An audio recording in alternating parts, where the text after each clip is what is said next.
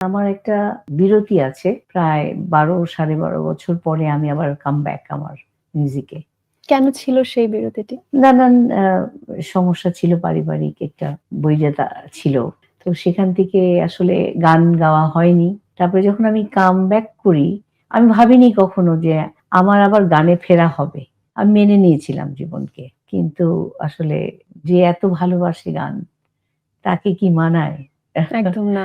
তো ফিরে আসার পরে আমি যখন একটা অ্যালবাম করলাম 'দুপুরের একলা পাখি'। হুম, হুম। ওই অ্যালবামটা করার পরে আমার গানগুলো একটু ডিফারেন্ট টাইপের ছিল। তো সেই গানগুলো শুনে আমাকে এনামুল করিম নির্ঝর হুম, হুম। উনি আমাকে গানটা গাইবার জন্য বললেন। তো গাইলাম এবং তারপরেই জাতীয় পুরস্কার পেয়ে গেলাম।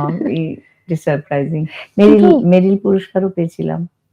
সেটা তো আছেই। ১২ বছর একটা দীর্ঘ সময়, এক যুগের বেশি সময় গান থেকে আলাদা থাকার জার্নিটা কেমন ছিল আপনার জন্য?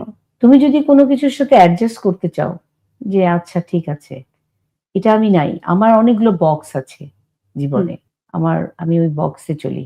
যে অপশন 1, অপশন 2, অপশন 3 তে খুব একটা যাই না। তো এটা না হলে এটা হবে। কিন্তু হুম। আমি থেমে থাকব না। যদি তোর ডাক শুনে কেউ না আসে তবে একলা চলো রে। তো অবশ্যই। আমি হাঁটতে শুরু করি এবং সবচেয়ে বড় বিষয় হলো আমি গানকে কখনোই দূরে রাখিনি। হুম, হুম। গান গাইতাম। না হোক আমার গান গাওয়া স্টেজে বা আমার কোথাও গান না গাওয়া হোক। হুম, হুম। আমি তো গান ভালোবাসি। হুম, হুম। সেই এটা তো জায়গায় তো আমার কখনো ওটা পরিবর্তন তো হবে না। পরিবর্তন হবে না। আমি তো গান গাইতে পারি। হ্যাঁ। আমার গান গাইতে ভালো লাগে। আমি খুব গান শুনি। তো আমি সেটা করতাম। তারপরে আস্তে, আস্তে ওই কাজটা করার পরে আমি আ টুকটাক যে কাজ করছিলাম না তা না। হুম, হুম। মানে in front of people আমার সেভাবে গান করা হতো না। আচ্ছা। তো সেটা ওই কি কেন আমরা জানতে পারি? আছে যে আ মানে হয় না যে মেয়েদের যে জীবন, ধরো বিয়ের পরে তো শ্বশুরবাড়িতে অনেক রকমের সমস্যা আচ্ছা। হয়। তখন তাকে সংসারে নিয়ে আসলো, কিন্তু গান শুনেই ভালোবাসলো। হুম। কিন্তু তাকে গান করতে আর দেওয়া হলো না। না, বিয়ের পরে আর গান করা যাবে না। তো এটা আপনার জীবনেও হয়েছে। আমার একজন জীবনেও হয়েছে। ফাহমিদা নবীর হ্যাঁ, জীবনেও একজন হয়েছে। ফাহমিদা নবীর একজন জীবনে। মাহমুদুর নবীর মেয়ের হ্যাঁ, জীবনেও একজন হয়েছে। মাহমুদুর নবীর মেয়ের জীবনে। তো আমি সেটার সাথে কনসিডার করেছিলাম।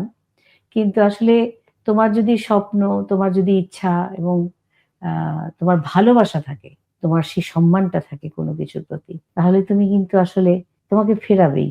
আর আপনি তো মানুষটিই সেটি। তো সেটার সাথে তো আসলে হ্যাঁ, খুব মানে বেশি দিন আমি আর দূরত্ব গান এটা আসলে আলাদা করা এক যায় না। বিন্দুতে মিশে যাওয়া। হ্যাঁ। তারপর ব্যাক করা লুকোচুরি, লুকোচুরি গল্প, সেই সাথে জাতীয় পুরস্কার